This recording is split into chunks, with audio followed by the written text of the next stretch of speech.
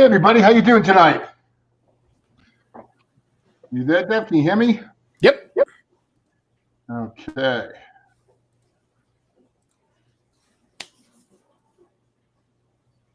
Everything's running 5x5 on Facebook, YouTube, and Twitch. Okay.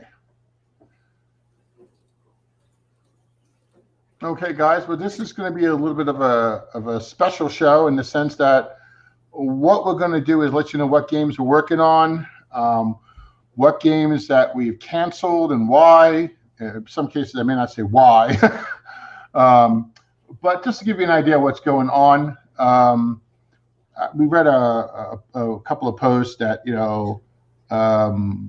people thinking we canceled games and stuff like that. And let me clearly say that, listen, we don't put any games necessarily in front of other games. If a game is not on the production list, it's because point blank, it is not ready. Okay, we either don't have a full rule book, we don't have scenarios, we don't have all the stuff together, and it's just not worth doing half-ass and piecemeal. Okay, and so it's not necessarily putting one game in front of the other or any of the above. Okay, but we're going to go through some of the stuff we're working on. We're going to do our best to show, to let everyone know what we're doing. And will this change? Very good chance it will change. Okay, because there's certain things are play tested, or certain things developers want more time.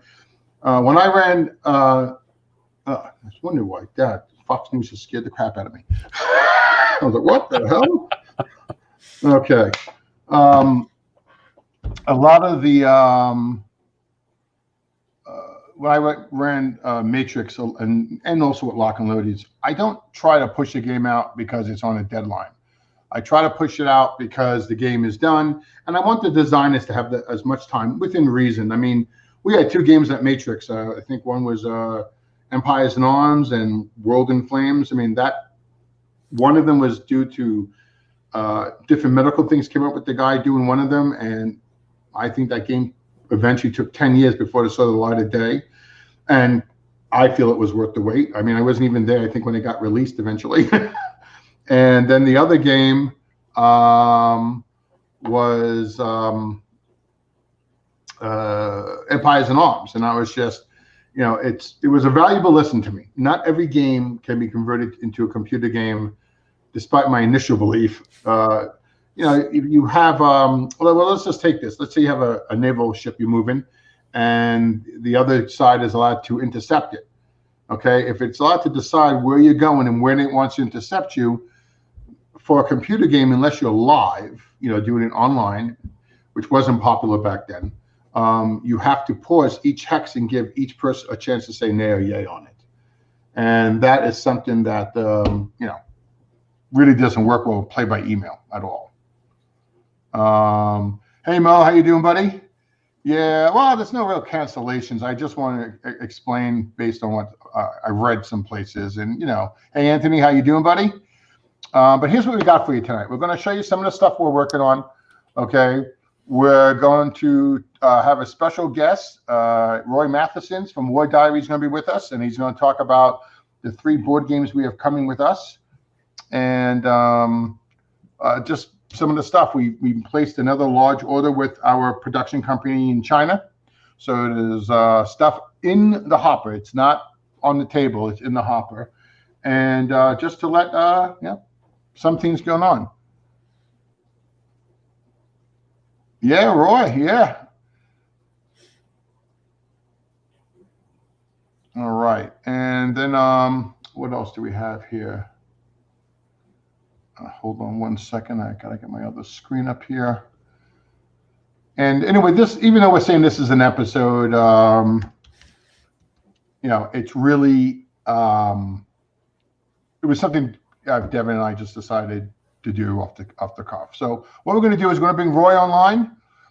If you guys aren't familiar with Roy and his pedigree, let me first get him on here so he can. Hey Roy, how you doing, buddy? Hey, guys, how you doing? Okay, we've been talking crap about you when you weren't online yet. But anyway, Roy is the publisher of War Diary, which, in my opinion, and granted I'm a little biased here, probably one of the better magazines around. One of the things I really like about it is it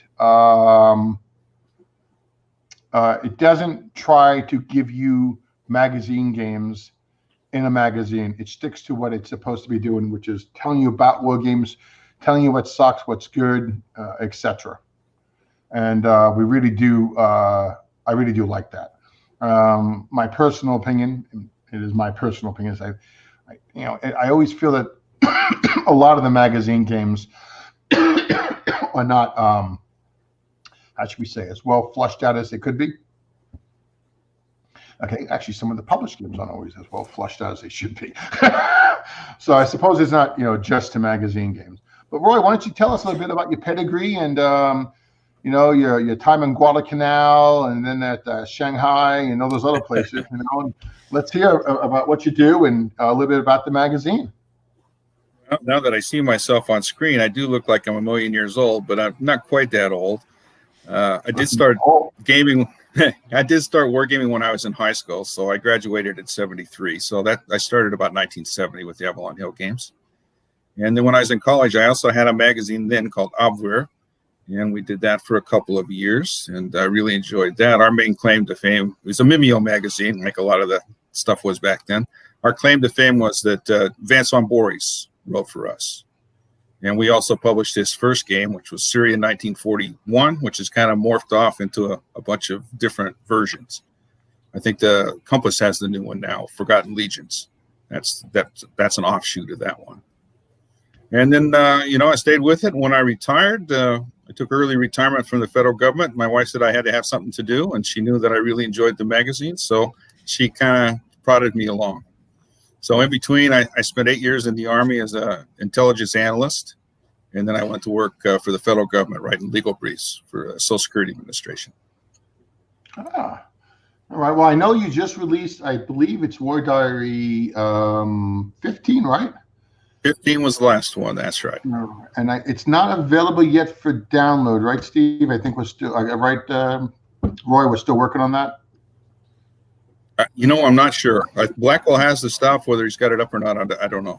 Well, that was me deflecting to make it not look like it's all my fault. So. Okay, so, so the single is ready. We're working on 16. It'll be going to lock and load for printing about the 15th of October, release end of November, 1st of December. And if you're not familiar with the magazine, it's full color, thanks to our friends at Lock and Load here. Really good looking magazine, 60 pages, not very much advertising. We really limit that. No games in the magazine. We do the usual. There's not that much history. If we have an history article, we like to have some kind of a tie-in with a gaming topic, so it's not just a standalone. Variants, good play, just the usual thing that you used to get, but you don't see much anymore. I don't know of anybody who's publishing just a magazine without the game in it. Is there? Not a regular magazine. I don't think so. There's Line of Departure, but it's really more of a newsletter, but not a regular magazine. They all have, and almost everybody is. Line of Departure. I've been reading that for a long time too. That's Jim Wabaneth. Right. Yeah. And then almost everybody is tied into a publishing company, so we're just about the only independent too. Not quite, but Lock and Load does not own War Diary. We don't tell Roy what to publish, although I like to give him hints on certain game companies, but that's just me. But he's totally independent and does what he wants. It really, it was funny. I think, how did you and I meet? I think I contacted you about advertising. And I was surprised because he was in Colorado and he wasn't far from me. And so I said to you, hey, if you ever need, we have our own printing press in my house, actually, a digital print. I said, if you ever want to talk about it or you need somebody, just let me know. And he said, yeah, no, we get it done at the college. I think it was a college. We do. And, we had a printer at Regis University. Yeah. And then a few months later, he says, hey, Dave, is that offer still on the table? And I was because I went to have the next issue published, and they basically dropped me because they were going to double my price. And I explained that doesn't work overnight because we do subscriptions. And so, yeah, the timing with you is perfect.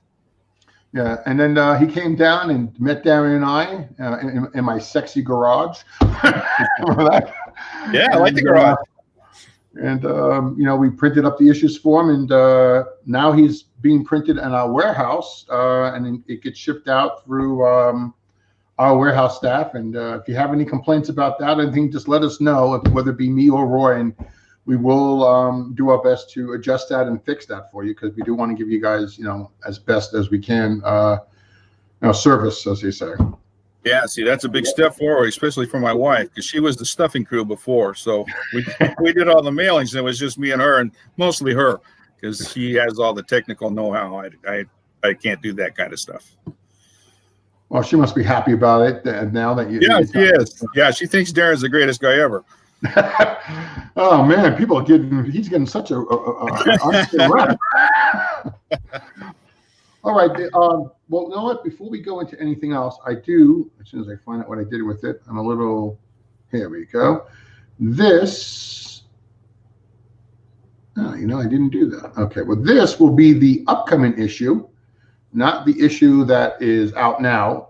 And Roy, anything particular in this one that's got you excited? Well, the feature article is going to be by Paul Condon, and he's written a number of articles for us. He also does some for the Board Gaming Way. He's an English writer, really an interesting guy. And this is about Ludendorff and the 1918 offensive. Really well done. And so it's a combination of history, and he ties it in with some board game examples. I'm trying to find the cover, which I could have swore I uploaded, but apparently I did not. So let me fix that. All right, that's what's coming out now. And when do we expect that one to ship? Right after Thanksgiving, I think. Okay. And you know why? It's because I don't have it here. Yeah, you got the cover up. I do. Okay. Well, then why can't I find it? And just so you guys know, if you notice that the store may be down a little bit here and there, it's not that there's anything technically wrong. We are upgrading to a new major version of the store. And although the program and I always say, it won't be that difficult, we lie a lot.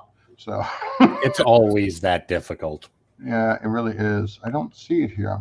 I know I have it. All right, I will find it and put it up there. Sorry, Roy. All right, let's see. I should have looked this up off the top of my head. I can't remember what else. We do have an interview with John Bannerman from Distraction. They do the giant monster games out of Scotland.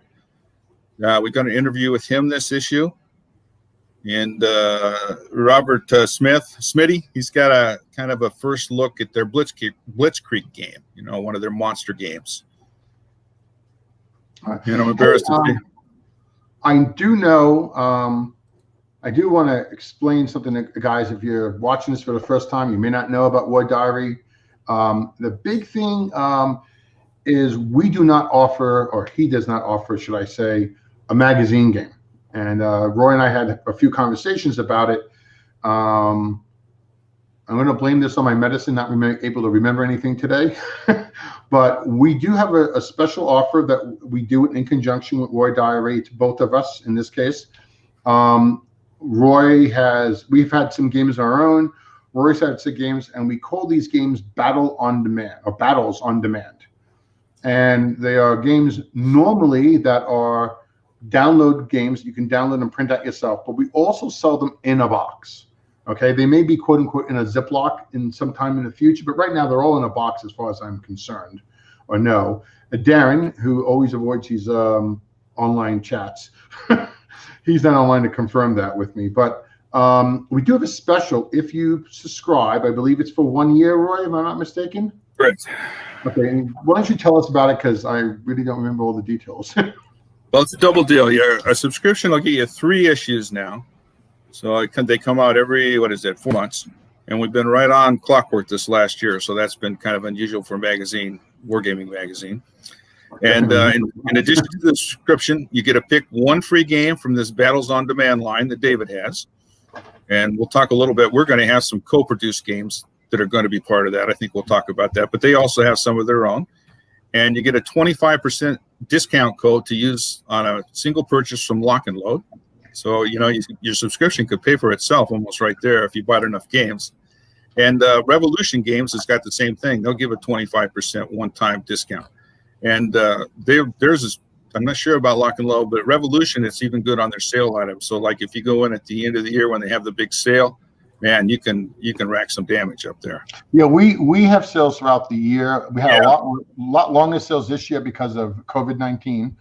But I believe it is, you can use the coupon on both. But again, if I'm wrong, just open up a support ticket. Ask Darren; he'll tell you nay or yay. But either way, it's a great deal. You can actually pay for the magazine just with the discounts, and not even including the free game. And these aren't magazine games; these are box games, and you'll see the difference. Hey, I just want to give a shout out to Bill Mornay and his lovely fiance. They're getting married, if I'm not mistaken, Bill. It's in November. Is he getting married? And he's got the coolest wife in the world because she's letting him get married, I believe, in a French Indian fort. I may be getting some of the details wrong, Bill, and I'm sorry if I am. But I have been watching it, and I definitely want to see it. I normally will not want to see wedding pictures, but I will make an exception this time, buddy. So shout out to you and your future wedding plans, buddy. Congratulations. Okay. The thing we have, I guess you want to go right into the games there, Bill? Oh, boy, we're calling you Bill now. Okay, so here's what we've got. Okay. One of the very first things, and again, we're gonna ask people if you think you're a game designer, and a lot more people think they are than really are. Okay, or you've got a good development, you're good at developing games that are already out there. We're always interested in finding you guys. I mean, a lot of these projects linger in the endless barrels of time because someone decides, oh yeah, I can do this, and they disappear and they really can't do it, or they're off doing other things and they forget the most important thing about game design and game development or magazine running. It's real work. And it's not something you can just simply, do piecemeal. And so we're going to get onto that. But if you're interested, I'm going to say so now. You can ping me or ping Devin. Devin's more on Twitch than I am, I think, but you can find us on Facebook and on the web store, through the forums, through your favorite website, your favorite site, Discord. Oh, Discord, yes. If you want Devin, it's Discord. You want me, you'll probably will not find me there. But every now and then I pop my head in, and then people want to ask me questions. So I don't tend to go there too often. Hey, Todd, you're in. Nice to see you, buddy. Okay, so we're going to show off some of the games, and these are just few. These are actually in production. These are not something that we're play testing and we're trying to see how it goes. We're going to start with, I'm looking for the cover, and Roy, I'm going to let you talk about these because you know more about them than I do, and I'll just pop up pictures as we go along. Hey, guys, you got any questions about these? Please ask. These all are going to be battles on demand. Okay, they fall under the freebie. If you get it's a subscription for a year, right, Roy? Yes. Okay, for a year subscription. That's 4 issues, well worth the money. Three issues. Oh, it's 3 issues. Yeah, I'm sorry. Yeah, 3 issues, you get a game for the 4th. Oh, okay. And here's the first one we have coming, right? Yeah, Bougainville. Now that's designed by Mike Taylor, who's done a lot of games for Legion. He's done some Pacific War games for them, and he did the Western ones like Little Bighorn and Rosebud. A pretty prolific designer. He recently retired. And he moved to England, and so it's a small, very small footprint. I'm finalizing the look of the rules right now. The rules are going to come in about 14 pages, 12 pages, something like that. Really small. Less than a full sheet of counters. The map fits on one 11 by 17 sheet. You can play it in your lifetime. You don't have to. If you get to be my age, you don't have to worry about dying before you finish. So you can do this in an afternoon. I think it's going to be a really fun game. And Mike does all of his own artwork too, so that's really a big plus. Yeah, here's a look at the counters. These are front and back of them. It's a light counter sheet. And again, these are already being produced in China. Do you know any details about the game, Roy? Well, like I say, it's a small footprint. You'll be able to see that when you put the map up. Okay. Mostly it's at the regimental scale. The Japanese have some dummy counters to kind of help balance things out. So the whole idea of Bougainville was we wanted to establish a base there to jump off of from. And, it basically didn't have a lot of value on itself. So it's kind of a battle of attrition. So that, the field becomes important. It's basically regimental level. I forgot off the top of my head. It's 7 miles across. I don't remember how. There's like 12 game turns, but I don't remember off the top of my head the time of what each turn is. Okay, here's the little game. Map? That's the original map. Now the new one looks a little different. Okay, but the map part is the same. So you can see it's not a huge game. Won't take forever to play.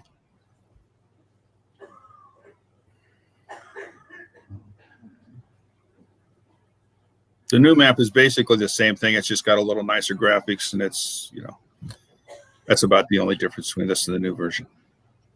It's a fun little game, and it'll be all production ready in a day. Okay, hold on. I'm only getting a small. Oh, it's a 2-part map. That's why.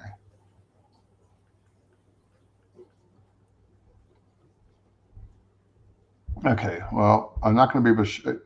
Actually, this map doesn't look much different than the one you just sent me. The map is all the same except for the it's bigger and the graphics are a little different at the top, but the map is identical. Okay. This map is in 2 parts, so I don't know if I can show it. So let me the new one's on 2 pages. Yeah. But that's all right, because the actual playing surface is the same. Okay, hold on. I'm going to try copy this from here. No, it's not. It's not. For some reason, the file is not letting me open it. I don't know why. I'm going to try to just download it. All right. What else can you tell us about the game? Well, I wasn't really prepared because I just found out 10 minutes ago that we were going to be doing this, so I don't remember off the top of my head. It's a simple game. It's not on a scale of like 1 to 10. It's probably a 6 in terms of complex. It's not anybody can play. Doesn't have a lot of moving parts, but it's got enough chrome that it will hold your interest. It's not like playing Tactics 2 or anything like that. Okay. I like it. It's an interesting game. I'm going to get the top of this map here. You're just going to have to give me one more second. And let me see. There we go. That does not work the way I want it to. Well, I'm going to just take a little piece of this and I'll upload it and let everyone see it. But okay.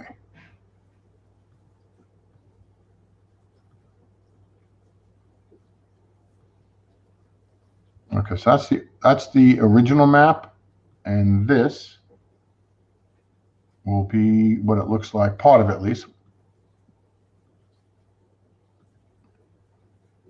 I'm just not doing well today.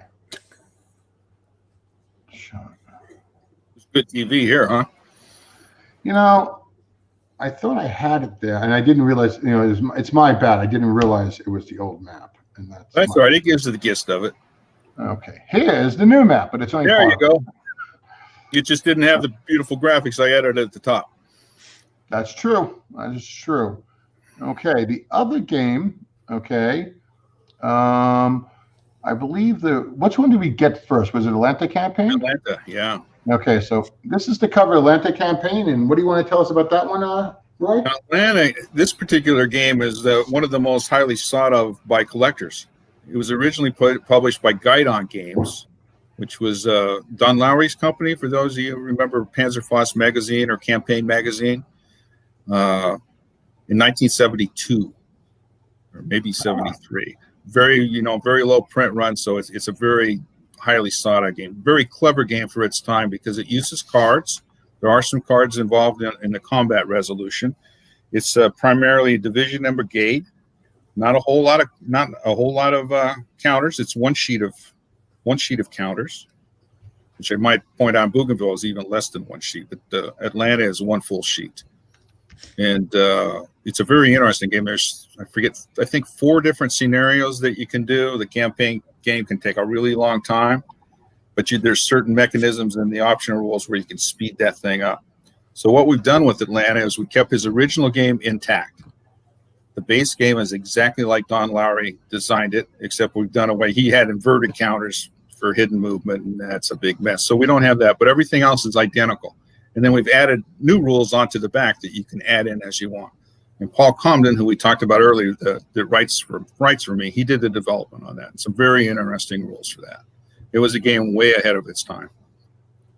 And really nice graphics. The artwork is really well done on this. You want to show up the counters first on the map? Either one, yeah.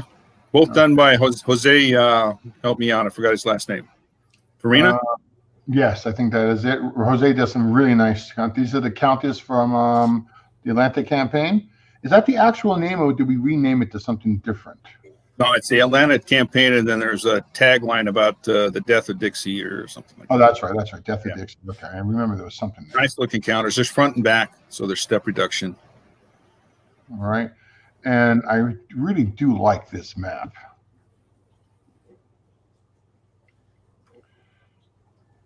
So I guess Atlanta's on the southern part, the third part of the map? Yeah. Okay. And what is he, Yes. 311 by 17s or 111? Yeah. So you can fight the whole campaign all the way down, which is actually way more interesting than the Siege of just Atlanta. When I was at my very first game company out of high school after I graduated, I worked at a company that I helped found called SGP, and I forget the gentleman who was Steve. I can't remember his name. I literally was like 19 years old, but he was working on, I think it was called Duel for Atlanta, and I sold the company before we got anywhere with it, and I don't think the other people who bought it, which was a chess company, which I thought was very odd. It was called Try Games, and they had a Try Chess, three-person chess game. They bought all this stuff and then didn't do anything with it. Okay, and Roy, what's the last one we've got for you? Actually, you got two. You got Trenton and Princeton, both. Okay, well, let's. And these are both Revolutionary War games, obviously. Okay, I don't have the one for. I don't have a cover for Princeton. All right, I do have Princeton. I don't have the other one. Sorry. Okay. There you go. Okay, this was here what you see the unit. I'm sorry, what? No, I don't. I have this one. I've got the map, and I believe I have the counters, but I don't have the map for Trenton. Just so you know, or the cover. Okay, for this one, full sheet of counters. Jose did the counters. They look terrific. Same look for both games. This was a famous meeting engagement, basically, and the net result was of course, the Americans prevailed, and basically the British retreated from New Jersey. And each unit is about 100 to 150 men in full strength. It also has step reduction with flip to a half size. This is designed by John Heim. For those of you who don't know him, he has two games on order right now with Legion War games. He's got Corregidor and Air Raid Pearl Harbor are both his. I've been waiting for that. I ordered that. God knows how long. Yeah. He's a patient man. It has been a long time. My beard was brown when he first got that first one on the list. And then he also just recently had a game published in Strategy and Tactics. Yeah, the Pearl Harbor game looks very interesting to me. I really have to say I'm looking forward to that. Yeah, there you go. Yeah, there's the counters. And it's the same. The counters are the same system on both games. Okay. And then somewhere along the line in the magazine, there'll be a scenario that connects the two. So there'll be a small map so you can join up the two of them together so you can actually play the whole thing at once if you want to. And of course, Trenton, everybody knows about Trenton. You know, that's where we go across the frozen river to kill you in your sleep. No, it's basically on Christmas. On Christmas. Yeah. And so it's the other one's a meeting engagement. It's more traditional. You know, Trenton is more a battle of attrition because it's mostly Hessians. You have to try to hold off a superior American force, but you know it's possible. It's still an interesting situation. Far more Hessians than British, so it's also pretty interesting. But it will be nice to tie the three of them together. I think that variant is called 3 Mile Run. and we'll do that sometime after the 2 games are released. All right. We were talking about that other Atlanta campaign. Neil, who is also part of that team, so Neil's probably knows me the longest out of the group. It was Steve Sickles was the designer of that. I don't know what's become of him over the years. And hey, Neil, you got those rules laying around. I wouldn't mind seeing it. I do know.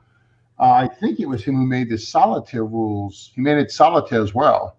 I thought it was pretty nice. Yeah, so we're excited about all 4 games. Okay. And let me just see what I forgot. What else we have here? Oh, before I forget, I like that map. I think that's a really nice looking map for the time period. Yeah, Jose did a really good job with the maps, I think. Yeah. He's got a nice neck for that. The only thing else I have, these are the actual our copies of the counters going for Princeton. Okay, and just and these are for Trenton. We will be a little bit. I will show the rest of them up next time we're on the air. Neil's laughing. He says they're on a dot matrix printer, so that should age it well for you guys. Wow, I forgot about those.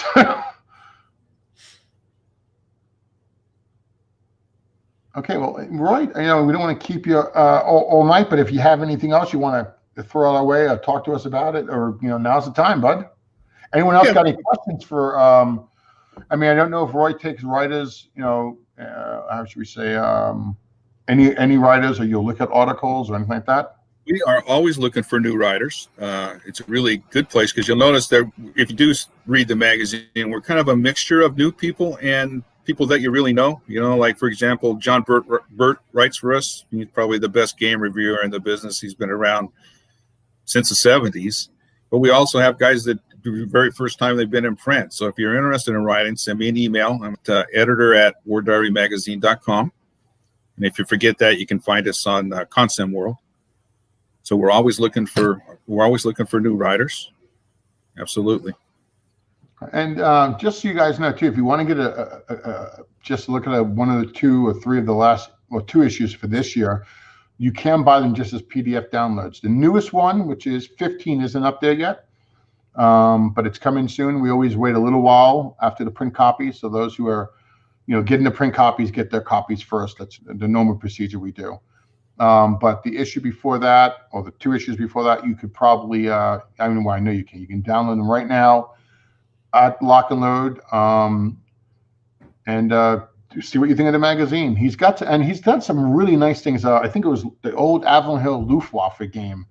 You had I forget the gentleman's name, but you made some new counters up, and it was very enjoyable. Actually, yeah, that John Heim, who we were just talking about, did that variant, and that was to introduce the RAF into the Luftwaffe game. And so we had that's right. Yeah. Yeah, Tom Cundiff, who's been around for a really long time. He did the original set of counters, and then there's also a set of die-cut counters that are available that Kerry Anderson did out of Canada. I think everybody knows Kerry. Yeah. It was really an interesting deal too. Yeah, and it's the kind of thing you don't see much anywhere else. I still like the old games too. So I'm happy to give them a little coverage. I used to love playing the monster games. Fire in the East. That was one of those games we set up. Took us 2 days. Went to play. I think we played 2 or 3 turns, and we're like, this is just counters were falling over, and it was just too much. And I was young back then. Now I have no tolerance for that stuff. I'm much more happy. One of the most enjoyable games I played was Revolutionaries game. And it was something with carrier battles in the South Pacific. I can't think of the name of it. But man, guys, if you want to get a really good game, ain't going to break your pocketbook, and you're just going to enjoy it, you can play it. I think I played 2 or 3 times back and back with the same guy, and we just had a great time out in Pacific Con. That might have been Pacific Fury. I think that's what it was. That was a really excellent game. I really did enjoy that. See, that's super small, but I have to say I like the smaller games. John Bannerman sent me it's their gateway game. It was on Crete, but the rule book is like 60 pages long, a very small type, no illustrations, and the map board is bigger than my dining room table. And, I'm 64 years old. I don't think I would live to fight the war out on that. So I have to have smaller games for myself, And my wife will not let me have the dining room table for the next 2 years. I tell my wife she has to get permission by buzzing the buzzer to come downstairs into the man cave. So, all right. Well, hey, does anybody have any questions? Anything you want to ask? You see, then they tell us we don't answer anyone's questions, and all you hear is crickets now, guys. Come on. Somebody must have a question.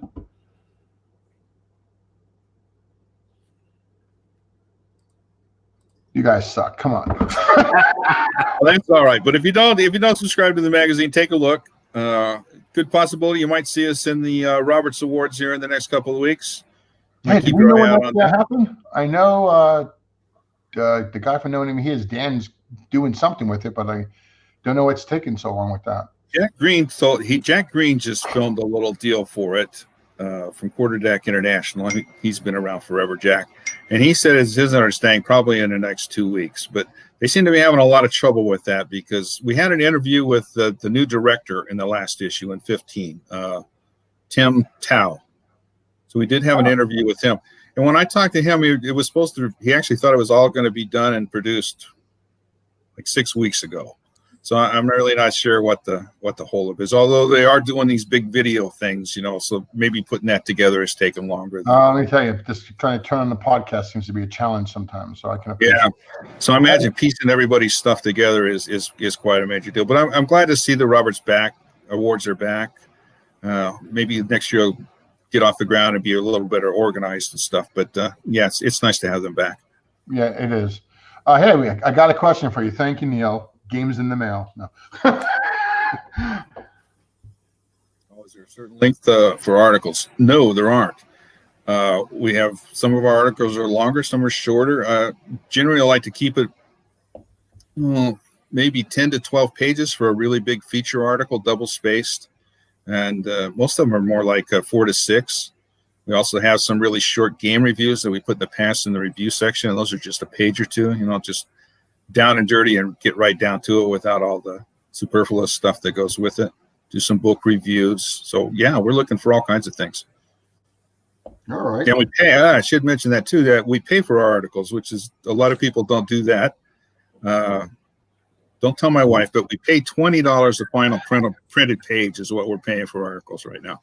So you won't get rich with us, but you could definitely have a night on it on the town. At least you could tell your wife or spouse, whoever you have, hey, I'm making money here, honey. You gotta leave me alone. I gotta get this done. The thing is that my wife does our taxes, so at the end of the year, we have to have that talk. She gives me that talk, so I'm not going to be encouraging that any more than I have to. No, I understand. All right, Roy. Well, if you don't have anything else, we'll let you go, and we'll carry on. All right, guys. Thanks very much. I enjoyed it. And we'll have you on when we get the counters in. We're talking about 6 weeks, I believe. Well, probably it's 5 weeks now, but you figure between 6 and 8 weeks. I don't know how fast this is going to go, but it should go pretty fast. And at least one, if not more than one of these things, should literally be available, if not all three, before the end of the year, before you hit Christmas. Good. Okay. So I know Roy's a long time for us to do that. Good. Well, I enjoyed it, and I'll watch a little bit, and then I'll go check and see how the Broncos are doing. Who? No. Last I saw, they were beating the Jets. Don't be crying about that. I'm a Jet fan, so there you go. They were on the wrong end of the deal when I came downstairs to do this, so we'll have to see. Okay. All right. Thanks, guys. Take care. All right, guys. We're going to move along here. I'm just going to really quickly go through this. The admin counters are already at the printer. These are what is the final admin counters. I think we showed you the rough idea of them, what they were. If you really want an idea of what they're and why they're there, watch literally the last episode. We go through that. So I won't go over that again. People have been asking about Space Infantry Tactics, which really was a working name. Now we have, I got the same picture here twice. How I do this sometimes.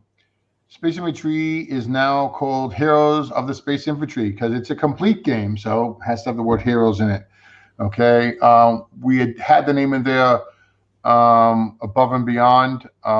Again, keeping the rules the same, that anything with the word heroes in it's a complete game. That didn't really quite fit, although, again, you might see a slight name change before we're done. It's the thing we spend probably the most time wasting ourselves on. This is the first counter sheet. Those are your Space Infantry. Okay. Really can't blow this up any for you. At least I don't see a way to do that. No. Oh, maybe you can do it this way. Nope, that's not working. What the hell? They updated this software too. It's killing me, all these updates. Okay. These are the other counter sheets, but I really don't know. Wrong game. Damn it.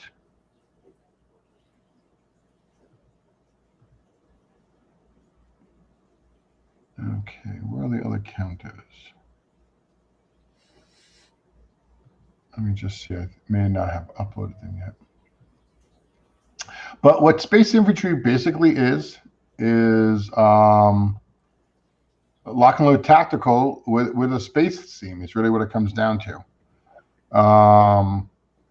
It's going to have some special rules, obviously. There are going to be some special weapons. This is really being done by myself, Devin, and Blackwell. Blackwell has made well, pretty much all the maps at this point. Yeah, and it's going to have at least, I think, 4 maps. I won't say they're all going to be hexagon. I think the original plan is that we were going to do squares like we did for Day of Heroes. Some of them are, but I don't think all of them, because he wanted to do some outside to traditional hexagon as well. So, and I believe there'll be anywhere between at least 6, but I think it's going to be 8 scenarios and up to 12. And it will come with the unit point cost. You can make your own battles if you want to. And basically, like I said, it's a science fiction game. You can think about it more in the lock and load tactical. So not only do we do from basically 1930 all the way up to a battle that could be fought yesterday in the series, but we're also doing space. Now, you may find that the realism level goes a little bit wonky on this one, okay? Well, it is a science fiction game. Well, everything is true. You watched Space 1999, right? Come on. But I do remember that show, yes. It does. It basically takes two sides forces. It's a little bit of your favorite sci-fi stuff. It has a little bit, I would say, of Alien versus Predator, Space Infantry, Starship Troopers, and gives you the ability to fight squad tactics in a somewhat, in a science fiction thing that's somewhat realistic. Okay. And it is meant to be fun. It's not meant to give you the best thing, but it's got leader counters. I think the gray guys in there too, and I think there's also some creatures in the game too, Blackwell, I put in there, but I don't remember much about them. But we decided to wrap it into the Space Infantry theme, since we had books on the stories and combat and that, and so we're using some of the stuff from the stories to make the weapons in the game. Okay. All right. Okay, the other Space Infantry game that people have asked about is Federation Empire. Federation.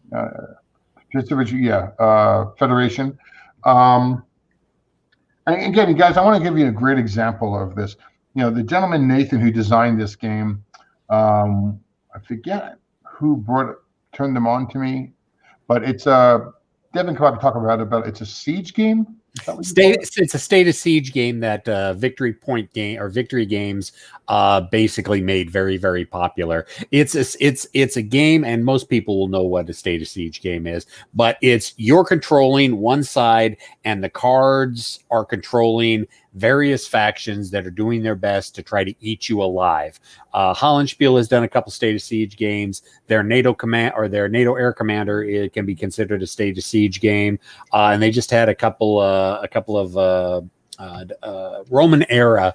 I can't remember the names right off the top of my head, but they're State of Siege games as well. But it's basically, if anything can go wrong, it will go wrong, and you're going to lose a lot. And it's a solitaire system, and people really enjoy the State of Siege games, and we're real lucky that we were able to get Nathan brought on with his State of Siege game. Yeah, and this goes back to the point we were trying to make before about game design development. This has not been I think we signed this in January, and it's now, it's October, I said, even though it's the 1st. And the big thing about it is, we took it, put it into a space infantry theme. Blackwell helped with that, but really Nathan had done all the play testing. He made all the counters with Blackwell, laid them all out, the rules, just easy peasy. And we actually have 2 more of his games lined up to go with us. They're not ready, so hence we're not talking about them yet, but it's coming on. So there's Space Infantry. Now, what other counter sheets have we have? I'm just trying to look. Okay. Oh, you know what? I do have, guys, also, this is the counter sheet, or one of the counter sheets to Space Infantry Federation. Okay. And this is the map. I think we have shown it before. Yep, we have. Okay. It actually plays quite well. I was really happy the way he got that to work so nicely. Okay, and then does anyone have any questions for us? Anything else? We just check the comments, make sure I'm not missing anything. Oh, and then we do have some. And guys, we're kind of soliciting. Okay, so put your best high heels on, gentlemen. And we have a couple of games that are in the hopper that we can use some development teams. So people wanted to know about, and I almost forgot about this one. It was on the top. There you go. Okay, that game. The only thing that's being done before, well, we're probably not going to wait anymore. But when it goes on Kickstarter, which won't be long from now, it will have the orders of battle are being laid out. We just structure of them wasn't good for our crowd, and I'm not just going to rush a game out. I don't want it to have a game take 7 years any longer. I think I've owned the company now 7 years, so maybe it's 10 years now. I lost track, or it's close to 10 years. We're looking to do. I said it before. I'm going to say it again. We're looking to do things in series. Okay. I don't want to take a game and print, Trial of Strength is a kind of a different situation because it's the entire Eastern Front on a pretty big scale, and it's detailed rules. My opinion, probably one of the best, if not the best, Eastern Front games out there. Okay, and I do think it would do well. The problem is trying to get a programming team, or a programmer, or a team to do something like that. It's going to take them, a year, 2 years. I mean, you guys have followed GMT's games, Matrix games. It takes a long time to put a lot of work into that. And if they could only sell one game, in order for them to sell enough copies of it to make enough money, you're looking at, $80, $90 games. Okay. And that's fine.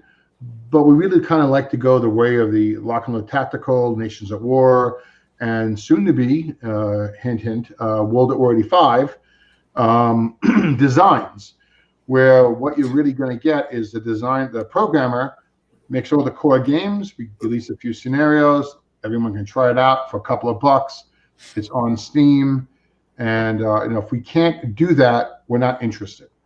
Okay. Because I can't make the programmer enough money to keep them interested. And if you lose the programmer, it's like losing the chef in the kitchen.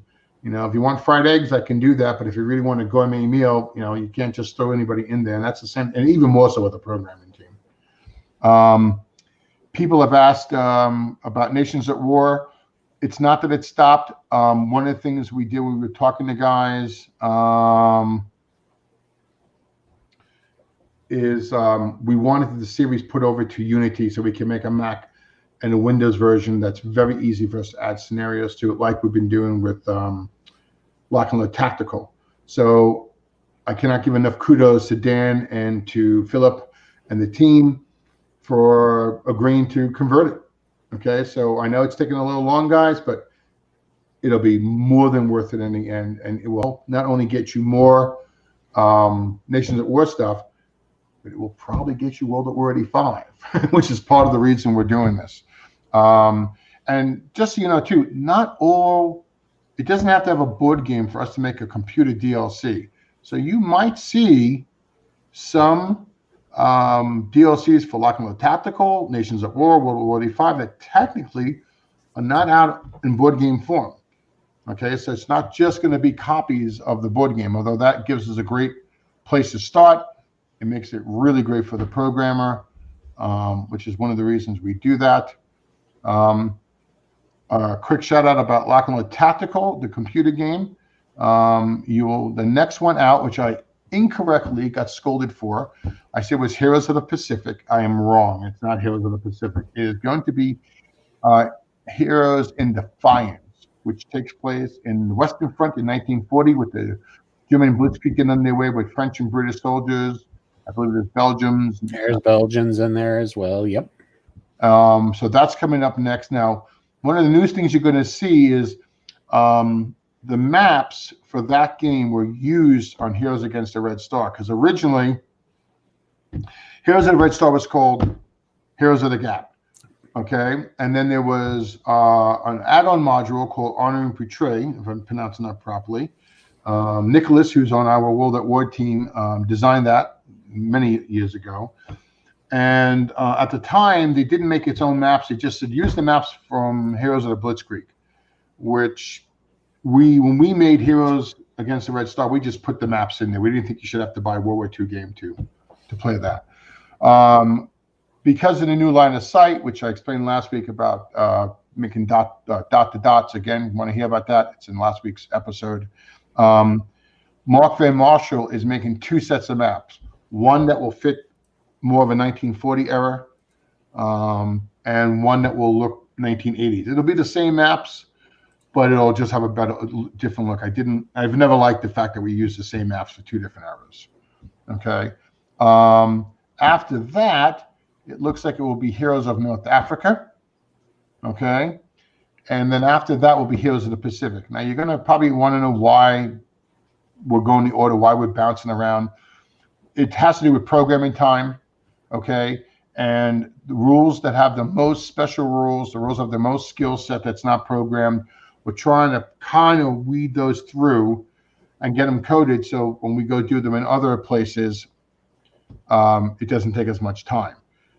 Tom really runs that schedule with me, and honestly, the Pacific thing was my script. I thought the Pacific was next, but I was wrong. Okay, so there you go with that. I'm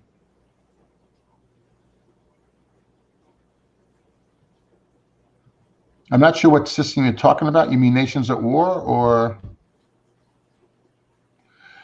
something else? I'm not too sure. And Mo, I'm not sure what you're talking about unless you're talking about Trial of Strength. I think he's talking about Trial of Strength, yeah. Yeah, we know that it's a one-off. There actually was at one point a talk of a Western Front. I don't think it's going to happen at this point, and I doubt we're going to computerize that, although it's a possibility. Someone had to approach us about it, but it's like everything else. People come and go constantly. We have canceled the 4 games we were working on with Mike Credali. COVID happened. We just couldn't get the right synergy together, chemistry with that, and timeline. And Mike and I just felt it was best to just terminate the agreement, and so we did. Okay. There'll be 1 or 2 other games that we may do that with, but they're pretty smaller games. So does anyone have any questions about a particular game to ask us anything about, or you want to know anything about? Someone is asking about the Third Reich game. Okay, Third Reich game is, I'm working right now to get another developer. Again, I'm going to go to an old friend of mine, and I have a lot of faith in him being able to handle that. Third Reich is not, well, for today's standard, it's not that complicated, but for the day, it was very complicated. There's also a Third Reich card game, and this is what I mean by, here's the cards for that game. Another wonderful job by Mark Ray Marshall. This game has the cards, it has rules, and it needs some play testing, someone to take that game, by the horns and help us finish it across the line. If we don't, we might do it ourselves. But again, it comes down to,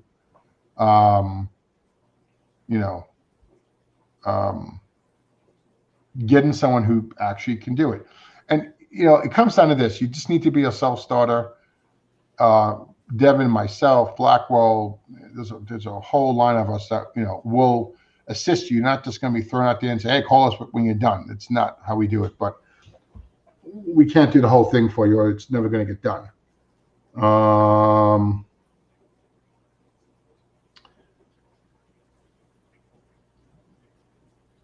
Hey, Jim, contact now. Listen, contact now, okay? I'm really waiting on Steve to say something. I did hear, which was a little disconcerting to me, I don't know, 2 or 3 weeks ago, I lost track, that they were going to do some World War II games of Contact Now. And we were going to, we wanted to make a whole computer series out of it, but I don't want to be, again, following that same rule. We want all the games to be so we can computerize and everything else. It's just not as worth the time. But right now the game's technically on hold by us until I hear from Steve, but I expect Steve to say something shortly to me on what the plans are, and him and I will, I guess, hammer out what we're going to do. We finished the play rate cards based on the I guess rough drafts that Steve given us. I don't think all the player rates were there yet, if I'm not mistaken, but that's still being worked on. But I know the first set of player rate cards were done, or the first round of player rate cards were done. The map and the counters are done too. The rule book is technically done, but I definitely we have some questions that I think Steve just has to put in there. And I don't expect any round one rule book to be perfect, okay? Because Lock and Load Tactical wasn't, Squad Leader wasn't. I mean, guys, pick a game, a tactical system, the rule book was perfect. Mo's got a question. What's it say here? The companies is doing Contact Now Vietnam. Well, like I said, I mean, I didn't hear that. Is that tonight, Mo, or is that 2 weeks ago? Because it was 2 weeks ago. I believe that was they said World War II. Am I getting that wrong? No. He said Compass Games announced that they would be. They were looking and talking with Steve about doing the World War II version. So I haven't heard anything about the Vietnam for Contact Now. So I don't know. Okay, well, like I said, I mean, if that's what he can do, he's got the right to do it. I don't know how much interest we'll keep going forward if that's the case, because of course I'm learning these wonderful bits of news is through Compass's news announcement. I did not get a call, an email the last time until after it was announced, and I didn't get a call this time at all. So I don't know if it's maybe a mistake or if someone's getting the name right. What did Mo say? Yeah, announced tonight. A couple of weeks ago, it was World War II one. All right, so I don't know, guys. Okay, like I said, I'm not going to rush anything out that I don't feel is ready, because the person gets kicked in the shorts is me, because we're supposed to know better. But I will say this: it's a decent game. I played it. I liked it. It has some excellent points to it, but you gotta bring everything to the table so we can make the cards. I don't think we've been. I know Steve's got scenarios, but I don't think any of us have seen them in order to put them together. So we'll just have to. We'll just have to wait and see. Like I said, I'm sure Compass would do a good job of it if they are releasing it. We have the World War III game, but I was under the impression we were going to do the whole series. So we'll just have to see how that works out, guys. Okay. And like I said, once we get told, we'll let you know. Gina had a good question too, or comment. Hold on. I saw Gina come on. Hey, Gina, how you doing? Hey, Gina, I just want to let you know we did send you the 5-1 rulebook and player rate card and flip book. Okay, so that's coming your way. I'm turning this here. Oh, thank you, Gina. I thank you very much. Yeah, I've heard that. It is never. I am never going to, as long as I own the company and I'm still breathing, it will not become ASL. First of all, just having to do these rules with Stefan and Devin, I don't think I'm smart enough to do an ASL rule book. It comes down to that, buddy. It is, it is, we had some of the rules we had originally when we did 5.0. There's 2 or 3 other little rules too. We didn't use them because we couldn't either get enough play test time in there to make sure that we were happy with them, or we felt that there was such a radical change in the rule book we didn't want to upset everybody then. So we decided to upset you now with the 5.1, and you look at the crap we're getting now. So, and let us say this: there's 4 major changes. Okay, I'm going to go to this one. The first one you won't find in the rule book. Why? Because we took a whole rule section out. We discovered that discussion today talking to Tom Profit, the programmer. Passengers used to be allowed to ride on vehicles and fire weapons. Okay. Conversation that we've had, and we had at the time that the 5 rules came out, was 12 guys on a Sherman, roughly, could sit on a Sherman tightly and drive. But shooting weapons and effectively shooting, and do you want to decide, well, maybe they shouldn't be able to fire a half firepower, round it down. It just was not worth the aggravation. And then we talked about, what was it, half tracks? Half tracks, yeah. Cannot really lean over one side of a half track and effectively fire either. Okay, so we just decided to take the rule out. You can ride on the half track or ride in the tank. Deb, please tell me if I'm saying this wrong. No, you're correct so far. Yeah. But you can't fire. And we had some guy, and we love him. We were not picking on him. Asked if he could set up heavy machine guns on the tank and fire them with the tank with the squad. Okay, and again, if the rules don't say you can do it, you can't do it. That's my. It's always going to be my defense to that. And one of the reasons we also made the decision is that it wasn't a doctrine that was adopted by any nationality. Really, the only nationality that made wide use of tank riders were the Soviets, and even then they really didn't fight from the tanks. As soon as, and Mo just mentioned it, second shooting starts, the infantry are off the tanks. So off the tank. I know I would. I don't want to set up that. If you ever watch the movie Saving Private Ryan, when they're at the final battle scene and the infantry's on the Tiger tank trying to knock it out, and the Germans set up the 20 millimeter and start pumping right. Yeah, you don't want to be. Yeah, you don't want to be in front of a situation like that.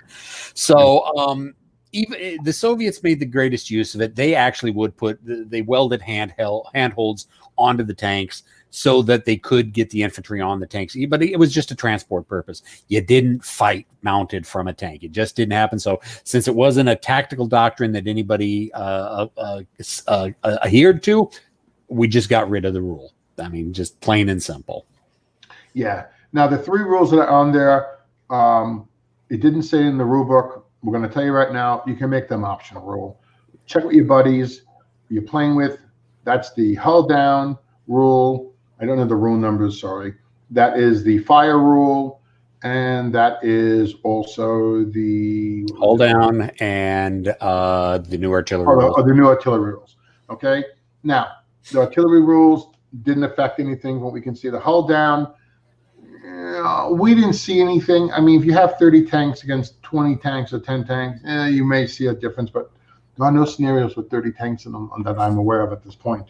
Okay, so you may need an adjustment, but remember, that's why you have module rules. So you can modify the rules or add rules just for that module for more flavor or less flavor. I mean, I think we said this before. You know, I really want to play a game where 35% of the time there's fire burning, spreading all over the place, burning half the battlefield down. I'm not saying maybe it's realistic. I don't know. I've never been shot at in anger yet. Wife got mad a few times, but not that bad. You know, so to us, you know, we wanted it, you know, it was something that was being asked about for us. So we wanted to make it something that happened because of a dice roll, not because you needed another dice roll. And then if it spread or changed, and we really liked the idea after reading some books that, you know, the guys did try to, you know, maybe it wasn't with shovels all the time. They didn't have a shovel, you know, depending upon who you were, but they're quick kicking dirt, they're throwing things down, the sand and stuff like that to keep the fire out. Happened in Stalingrad, happened in a church steeple in France. It was a lookout for, I don't know if it was artillery or just for a command post, but there's a nice little, I wish I could remember the name of the book, but there was a nice thing where they kept putting the fire out on the Germans. And the other reason we put it in there was you can't start a fire directly by yourself. Okay, we did that on purpose, so you can't have some of your gamey friends try to, you know, artillery blast or do something to an objective hex, so you can't get it. So if there is a fire that starts there because there's combat in the hex, so you can only shoot a hex with enemy units in it, okay, you have a chance to put it out, okay? Now, there is a possibility that the thing rages to fire too, and if it does, I guess that sucks for whoever lost the objective. But, you know, and honestly, in all the games we play tested, it never happened. But mathematically, it could. So we found the rules great. And it was funny, Gina, I believe, you were writing about having hull down rules. And I was like, yeah.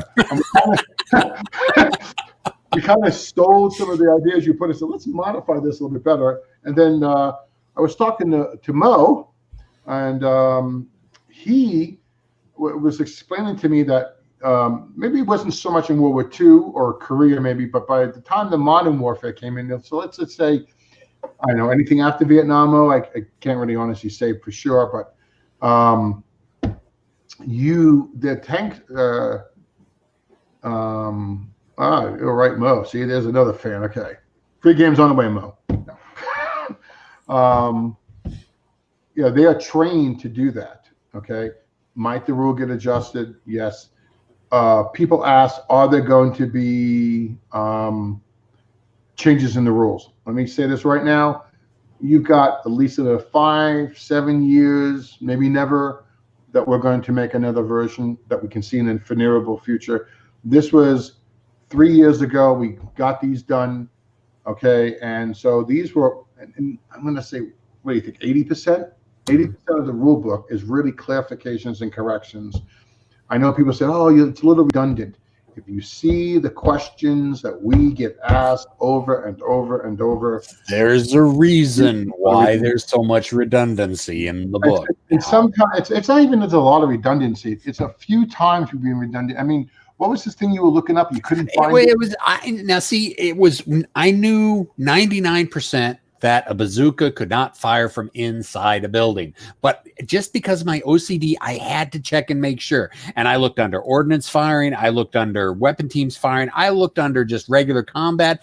Could not find it until after it was over. I started going through the book with a fine-tooth comb, and it was at the very beginning under support weapons. Nowhere in the combat did it say that you could not fire a bazooka from inside a building. It was only at the very beginning when we were given explanations. This is an MMC. This is a support weapon. This is a hero. This is a leader. It was only in that one little section, and I could not find it for the life of me. So, yeah, and like I said,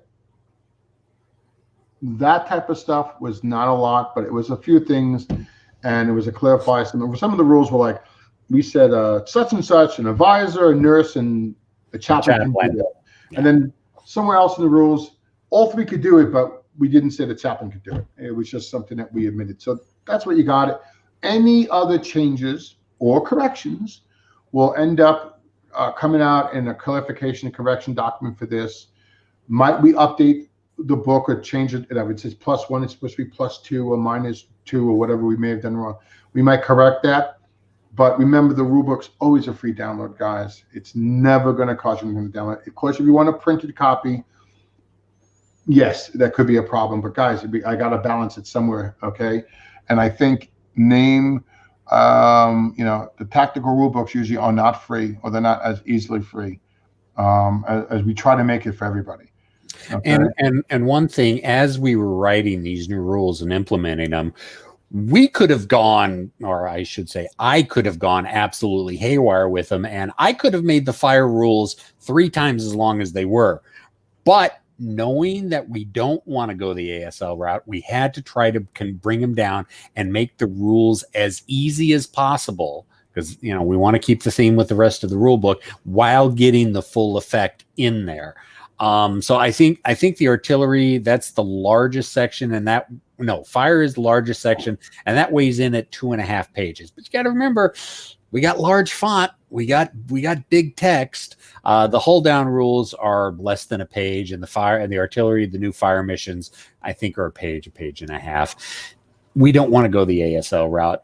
But if we are introducing new rules, we're going to do it as painlessly as possible. Yeah, we left that rubber rules for that same reason. I was really pushing for the rubble rules. I want rubble rules, and I'll admit there's a couple rules from ASL I'd love to see in Lock and Load. Ain't ever gonna happen, but that still doesn't stop the prejudices of my youth of being an ASL player, and that's where my history comes from. Occasionally flares up a little bit, guys. Hey, you want to do this? It's like, no, we're not doing that. So. Hey, Mister, thank you. Yeah, it's only tactical. Like I said, we want to add a little flavor. And again, it doesn't mean we can't do some curse bat. Was probably not a good place for rubble, but it doesn't mean Stalingrad. We're gonna have to probably you'll have rubble and Stalingrad, but it'd be a modular rule. It's not going to be on every game, etc. So just so you know.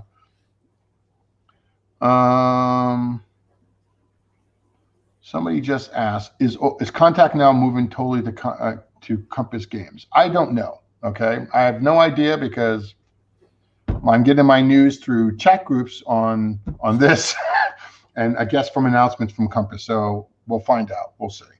I mean, technically we have agreement, but I'm not going to be a jackass, and if it's not going the way Steve wants, and I don't want to go a different way, then I'm just going to end it. And I'm sure he will. And like I said, Steve and I have known each other, it's got to be 20, 25 years. We get along fine as far as I'm concerned. So I don't see a reason that it'll cause a friendship issue. So it's, and we're fine. I mean, it's like we don't have more than enough material. I know we're working on something with Gina.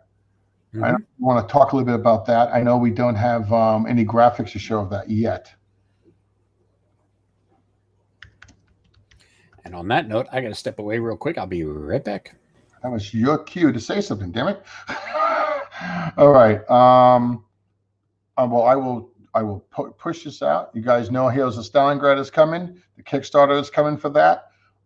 We just got to get some more maps from Mark. Okay, I'm looking forward to this. Devin has done an excellent job.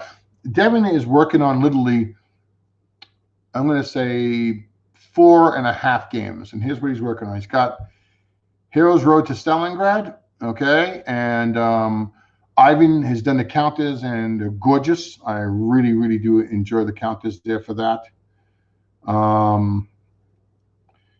The maps are being done by Mark Van Marshall, and he did an excellent job on those, and not done yet, but I talked to Mark today, and he is got only a few more to go, I believe. We have Heroes of Grenada, and I don't think that will be on Kickstarter before the end of the year or early next year. Again, that's Ralph Ferrari. Lock and Load vet, to say the very least.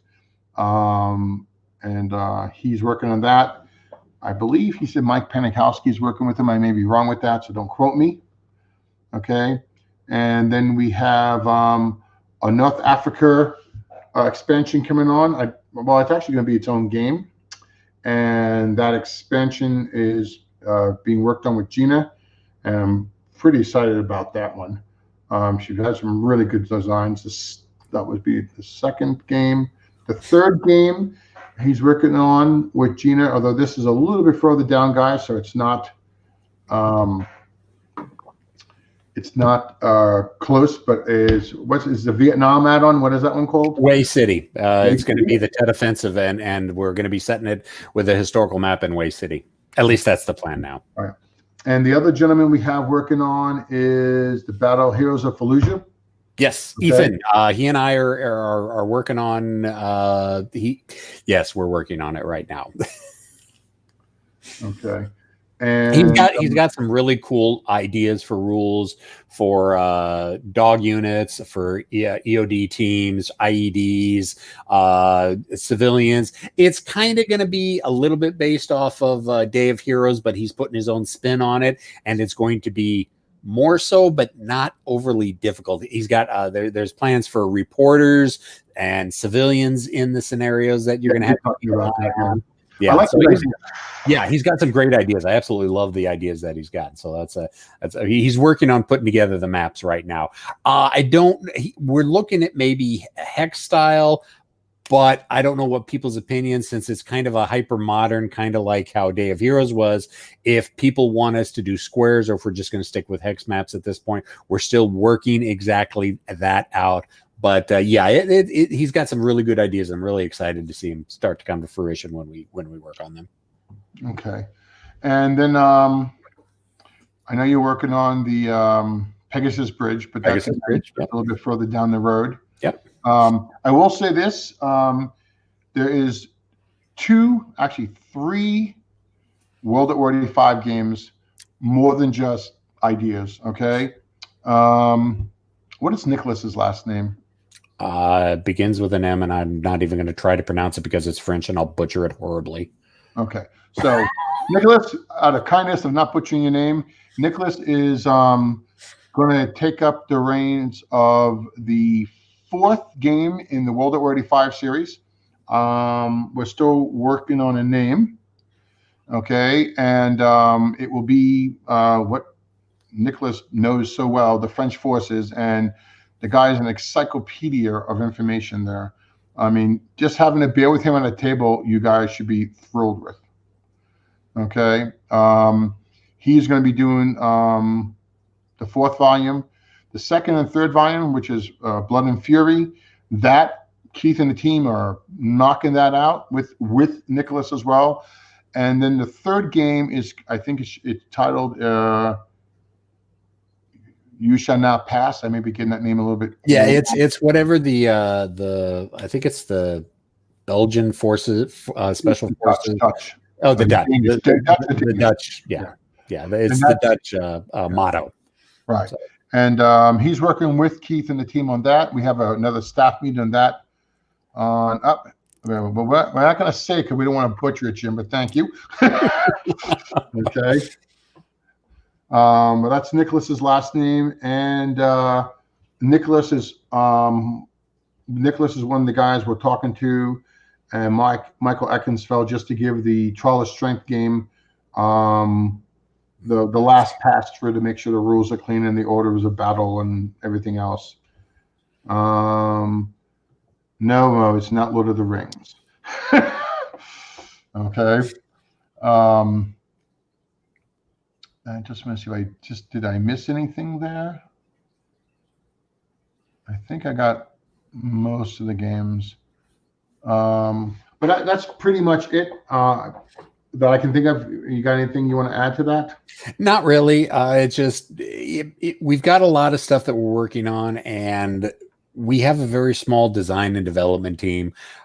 It seems like that we're not getting anything out. It's just taking us time, mainly not because it's not that we don't want to do it. It's just we just usually seem to never have the time to do it.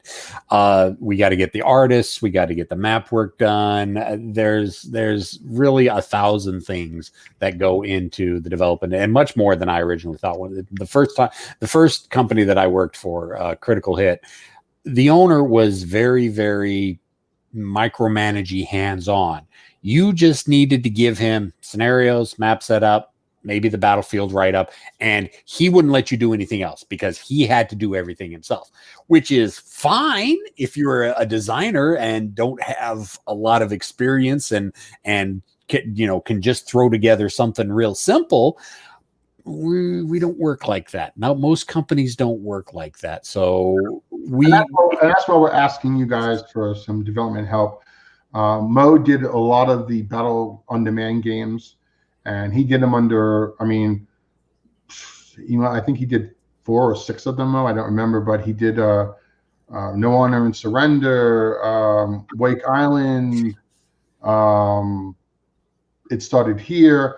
Again, these were games that were designed by other people. He took them, cleaned them up, fixed them. Blackwell and some other guys redid the maps, redid the counters. The Wake Island's one of my favorite ones.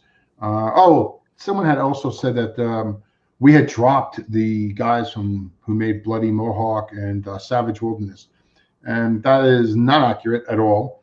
We have 4 games with them. Bloody Mohawk was the first one, which we did. The second one was Wake Island, which we released.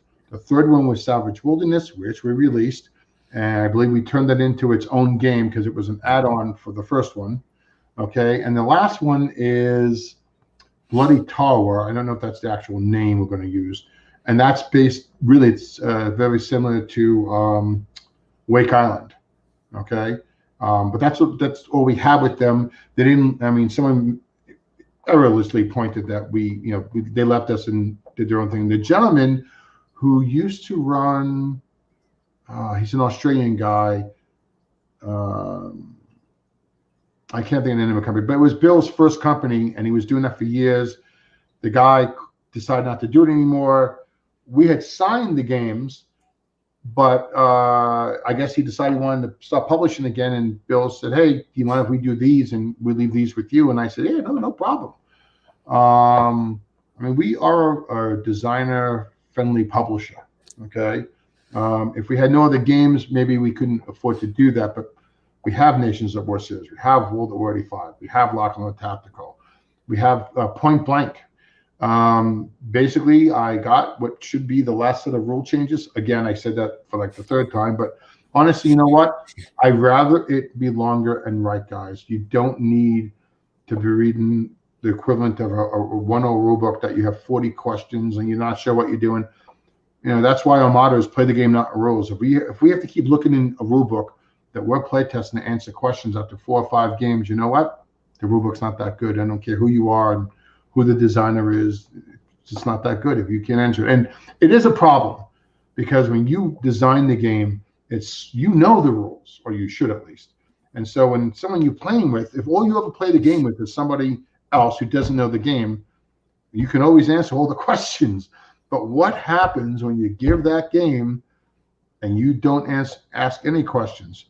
See how well it works. I mean, Kevin and Shaw, I always tease Kevin Shaw because he'd like, "Oh, why did you have to make a 5.0 rulebook? Blah, blah, blah. 4.0 was good." And I said, "It's your fault, Kev." And he said, "What?" And we were at Game On in Seattle and watching him. And I believe the gentleman's name was Nicholas, play a game of Heroes of the Pacific. And he kept opening the rulebook. And I was like, "Yeah, why does he keep opening the rulebook?" Because it was just double checking stuff. But I was like, well, that defeats my purpose. I have certain goals as the owner of the company. I want you to read the rulebook once or twice, maybe 3 times, and then I have to go back to it. That's to me, that's a great game. The best games I've ever played are games that I don't really need to go into the rulebook multiple times. So, and that's why we have a 5.0 and 5.1 is because of the questions you guys have asked. I mean, that's really what it comes down to. And we wanted to make it easier. The new tables, somebody asked, why not all the modifiers and some are in the rulebook? because we're stupid and we didn't do it the first time around. You know, it was a lot easier going from 5.0 to 5.1 than going from 4.1 to 5.0. Let me tell you.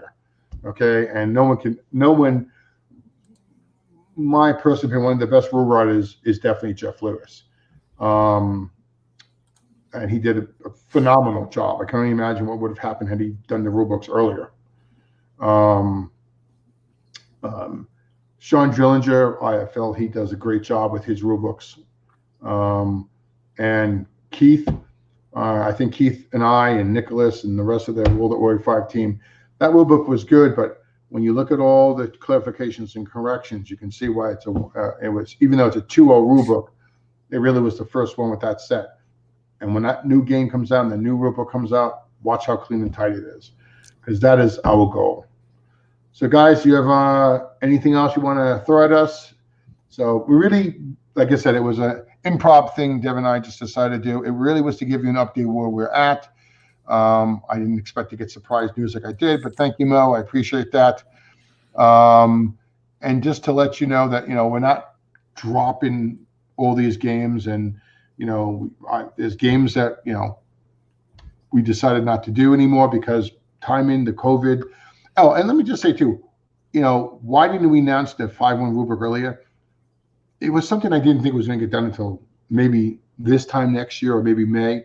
But the COVID-19, there's your benefit right there, guys. Stefan was stuck home, and let me tell you, that guy can write. Yeah, I mean, he gave us mounds and mounds of corrections. So to me, that's a benefit, and it went out quickly. But again, do not expect to see any more real changes that doesn't come out in the CNC document. I hope you enjoyed having Roy in there. Roy, thank you. I really do appreciate you coming on at the short notice. Again, last time I'll say it, the counters that are ordered and on its way. Oh, do you know what we didn't tell them? There's a lock and load tactical zombie game. It's really for fun. It's more or less you can push some counters around and shoot zombies. Heroes of Zombie Wars. I don't know. I have no idea what the thing is going to be called. Okay. David Julian has zombie counters that hopefully we're going to be using, and Ivan is making us up some counters. It's really for fun. Okay. It was supposed to be, we were hoping to try to get it out for Halloween, but that's not going to happen. And the Space Infantry, the admin count is Space Infantry, Bougainville, Atlanta Campaign, Trenton, Princeton, Space Infantry Federation. I think that's all of them. Oh, and there is one more. I think it's called Defenders of the Rhine. It's a lock and load tactical add-on. It's a small add-on. It's going to introduce some special tank rules, not as any more complications, but I believe it's going to be what? Smoke and white phosphorus tank shells, yes. Okay.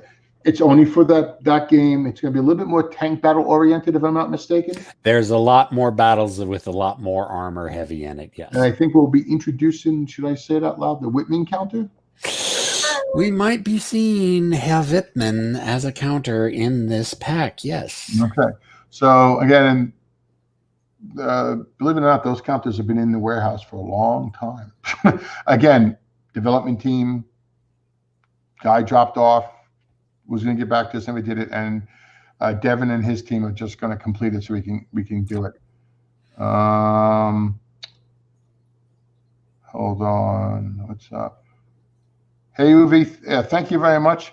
Oh, wrong guy. What the hell did I do wrong? Okay. Yes, we're going to try. I do owe you some of the new admin counters. Devin has told me, so you can put them into the Tabletop Simulator. And guys, just to say it again, all of our games, thanks to Uwe, all the core games are on Tabletop Simulator. If you buy, we were selling spiral-bound books that were called the Modular Rules and Scenarios, which is what you get in the games, okay? We have changed the name to that to the Companions. So the Heroes of the Pacific Companion book, okay? And it's so you don't have to own the game. You can literally go online and play with it by itself. So, Uwe, I will get that to you. Thank you very much. Mr. 262. Like I said, I'm sorry. That's really not on us. And I don't even know what's going on because I'm not being told. Okay, or I haven't been told yet. I'm sure he'll get to me. And Steve and I have talked, so I don't want to make it sound like there's hassles, because we have talked, and it's got to work for both of us. And if he wants to do something else, or they're gonna do it faster than he wants it done, or he wants it faster than we can do it, that's fine. But like I said, it's a little hard to go faster when we don't have all the materials, and it's hard to complete it that way. And again, this is me more than him. This has nothing to do with him. I don't want to do it if we don't have all the modules, because I can't make a computer game. And I want to, for the most part, make series of games and do computer games. And it's doing phenomenal business for us with the Lock and Load Tactical. It's doing phenomenal business for Nations at War. And realize we've only come up with 2 battle packs, so that's saying a lot. And that's not even counting World at War 85 yet. So I think that was good. And Jess, I don't know what you're talking about. The zombie pack. Oh yes, brains. Yes, okay, thank you. And I think that was in reference to the new counters that were coming up for this little mini pack. There are no new vehicles that we're adding. It's basically was a sheet of infantry.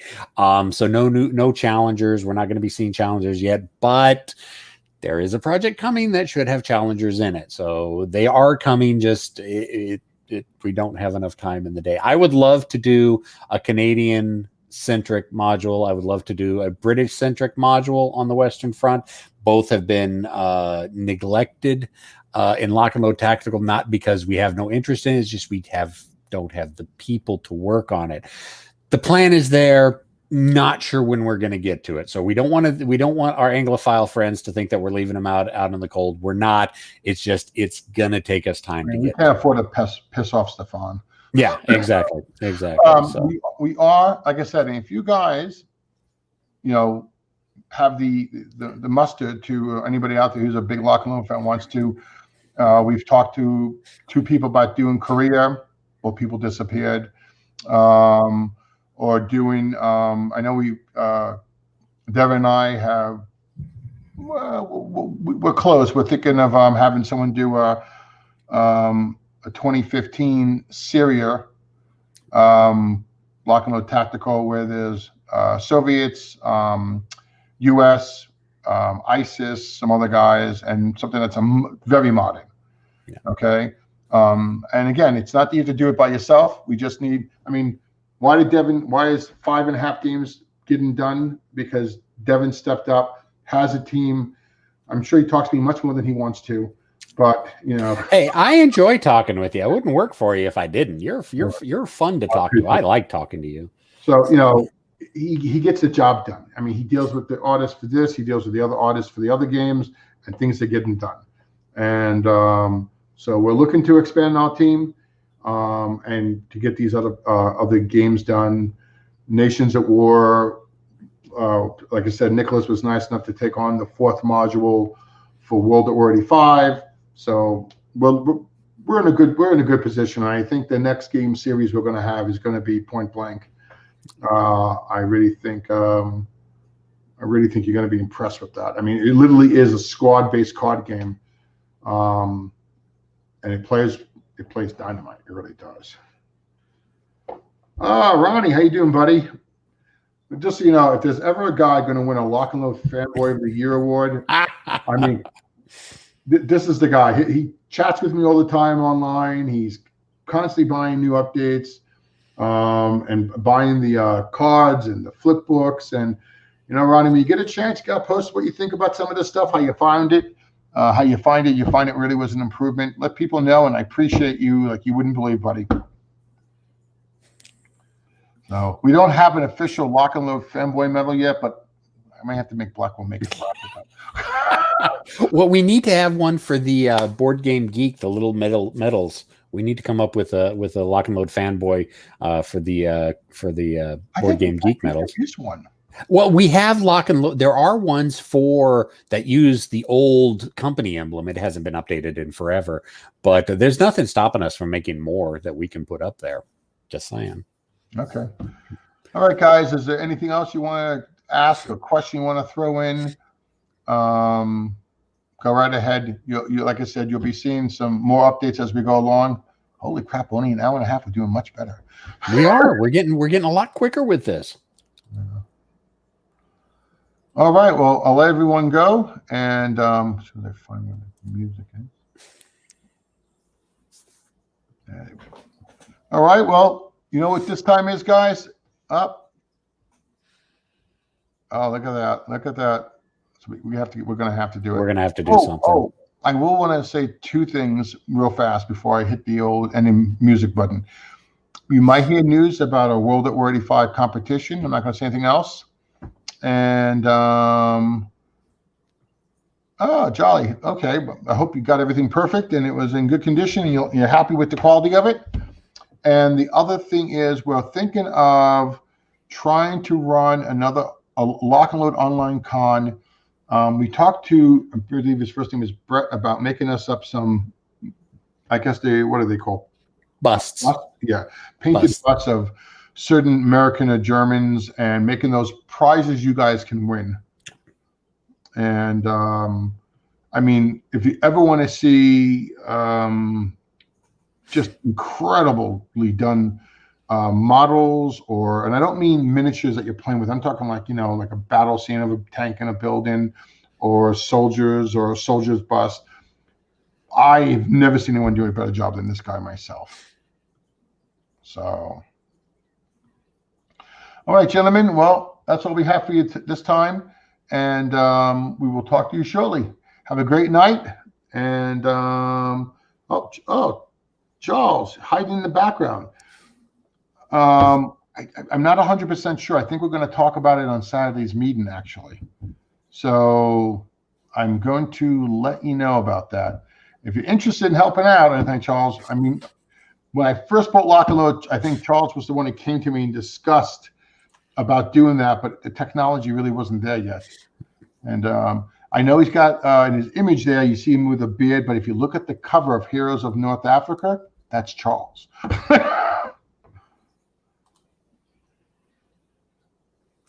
Yeah, we didn't give, hey, Rob, how you doing? We didn't give a lot of notice. Like I said, it was just something we did quickly because we saw a few posts and we didn't want people to think we're dropping this game and dropping that game and what we were at. And then I literally called Roy 10 minutes before the show and just kind of tossed him in there as well. And he was like, yeah. Oh, okay. Well, I'm sorry about that, buddy. Well, like I said, give me a holler. You got my number. If not, you know how to get hold of me.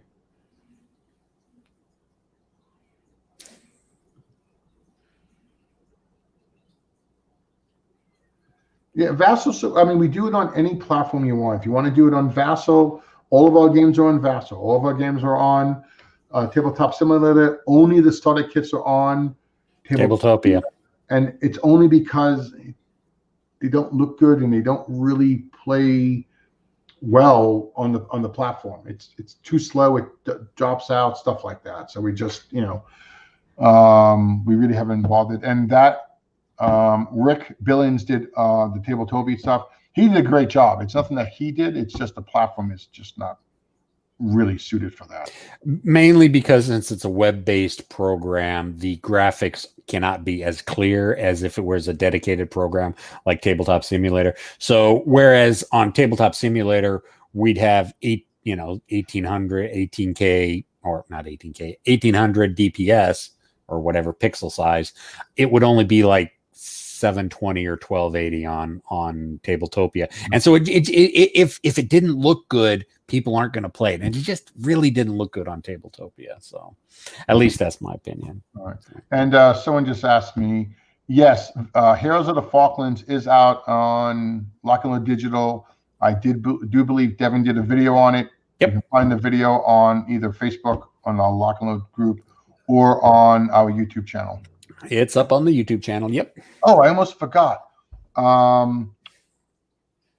Devin and Johnny Grogan are going to be playing Lock and Load Tactical. I don't know if it'll be this weekend or not, but the gear is they're going to try to have some games playing online, showing you the Lock and Load Tactical system. I'm really thrilled. I mean, known Johnny for a couple of years now, and another guy who really likes our games, and we're going to try to kind of make it a little bit of a regular thing. I'm not going to say every week because that's too much, but it'll be, probably once a month, twice a month. And we're going to, let people jump in, ask questions, but also play. And it doesn't have to be just Johnny. It could be Johnny and, Charles, or, Devin and Charles, or whoever it might be. Stefan and somebody. Oh, Stefan. Yeah, Stefan has already done that already, actually, hasn't he? Yes, he has. Yeah. So we're going to try to promote this a little bit more.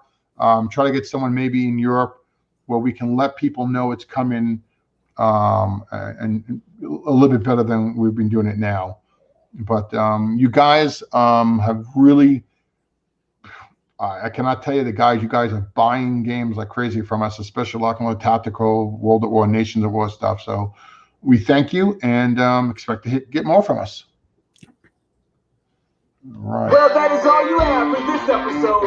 Keep gaming and may God bless you and keep you until next time.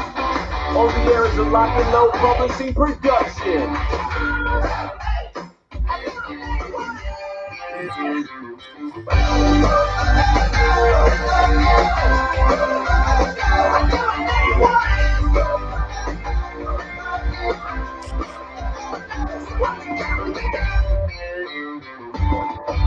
Good night, everyone.